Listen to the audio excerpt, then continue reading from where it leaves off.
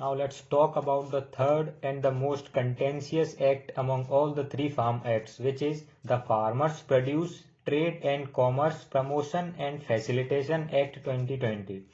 By reading the act itself, it is clear that this is related to the trading of farmers' produce, and this trading takes place in agricultural produce marketing committees, or which we commonly call as APMC mandis. Now, in order to understand this act thoroughly, हमें तीन चीजों की knowledge होना बहुत जरूरी है। Number one, APMC mandis के आने से पहले हमारा इंडियन एग्रीकल्चरल सिस्टम कैसा था। नंबर टू, एपीएमसी मंडीज होती क्या हैं और इनकी इंडियन एग्रीकल्चरल सिस्टम में जरूरत क्यों पड़ी।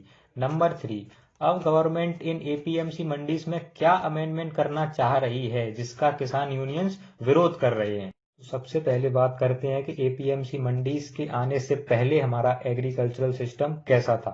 देखिए, जब देश आजाद हुआ था उस टाइम हमारे एग्रीकल्चरल सिस्टम पर कब्जा था बड़े बड़े मनी लेंडर्स और जमींदारों का। जो स्मॉल फार्मर्स होते थे उनके पास इतने रिसोर्सेस नहीं होते थे कि वो अपनी फसल को मार्केट में ले जाकर अच्छे दामों में बेच सकें। रिसोर्सेज इन द सेंस की mode of transportation easily available नहीं था। हम बात कर रहे हैं 1950s की। उस टाइम मार्केट भी हर जगह नहीं होते थे, वो सिर्फ बड़े बड़े शहरों में ही होते थे।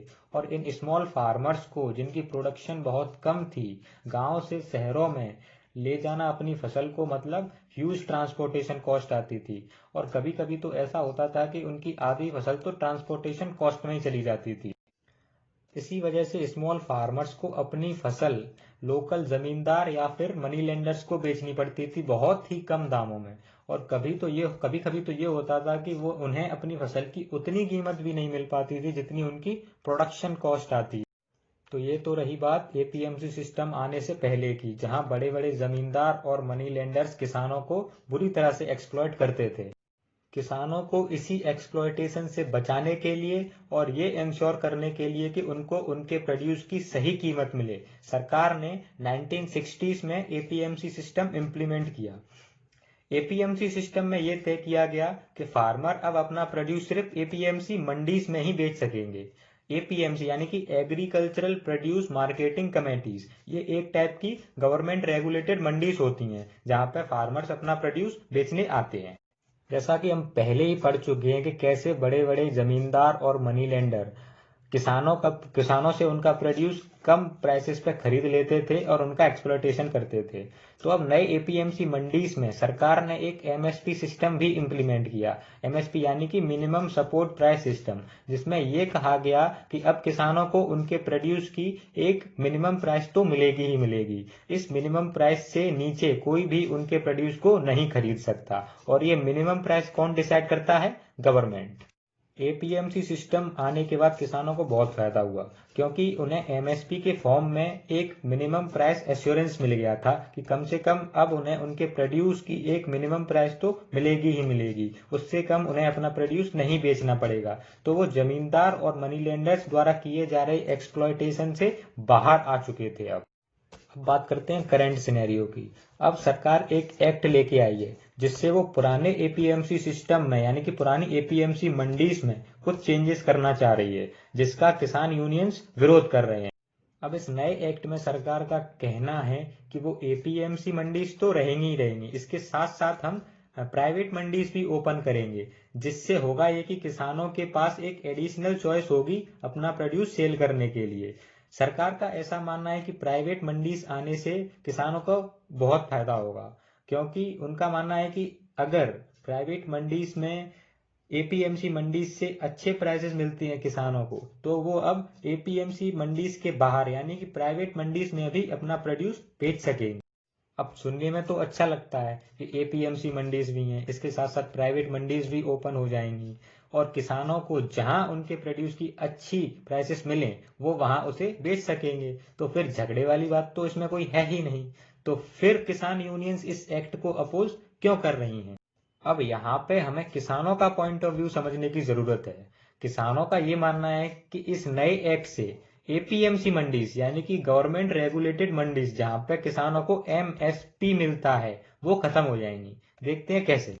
अभी होता यह कि एपीएमसी मंडीज में जो व्यापारी किसानों का प्रोड्यूस खरीदते हैं उनको सरकार को एक टैक्स देना पड़ता है, और जो नई प्राइवेट मंडीज आएंगी उनको सरकार ने टैक्स फ्री रखा है। यानी कि जो व्यापारी प्राइवेट मंडीज में खरीदेंगे किसानों से उनका प्रोड्यूस, उनको सरकार को कोई टैक्स नहीं देना होगा, यानी कि वो पूरी तरह से टैक्स फ्री होंगे। सारा खेल इस टैक्स का ही है। अब एक तरफ तो एपीएमसी मंडीज हैं जहां पर व्यापारियों के ऊपर सरकार ने एक टैक्स लगा रखा है, और दूसरी तरफ प्राइवेट मंडीज हैं जो बिल्कुल टैक्स फ्री हैं, यानी कि वहां के व्यापारियों पर सरकार ने कोई टैक्स नहीं लगाया।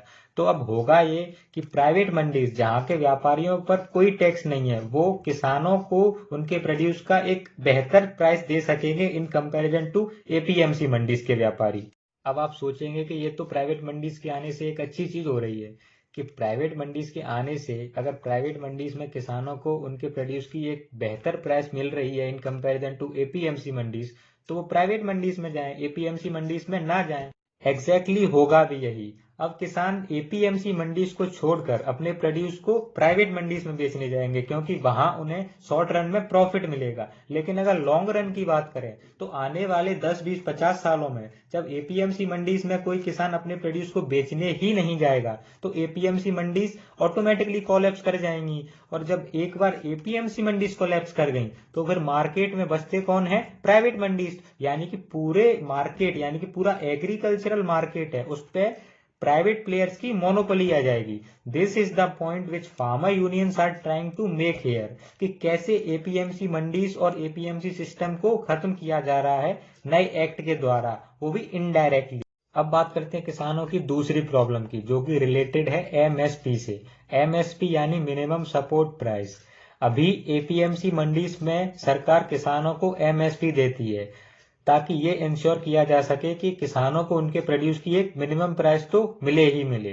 लेकिन सरकार जो नई मंडीज लाने की बात कर रही है, जो प्राइवेट मंडीज लाने की बात कर रही है, उसमें एमएसपी का कोई प्रोविजन नहीं दिया गया। यानी कि प्राइवेट मंडीज में सरकार किसानों को कोई एमएसपी नहीं देगी।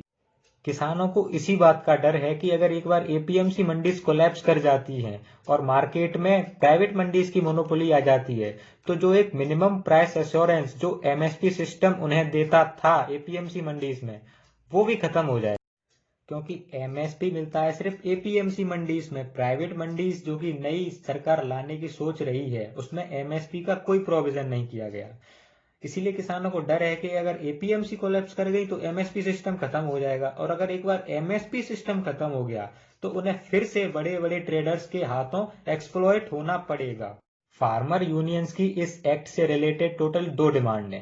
पहली ये कि प्राइवेट मंडीज को टैक्स फ्री ना रखा जाए, बल्कि सरकार ने जितना टैक्स एपीएमसी मंडीज के व्यापारियों पर लगा रखा है उतना ही टैक्स प्राइवेट मंडीज में भी लगाया जाए, ताकि प्राइवेट मंडीज को एपीएमसी मंडीज के ऊपर एक अनफेयर एडवांटेज ना हो और एपीएमसी मंडीज कोलैप्स ना करें।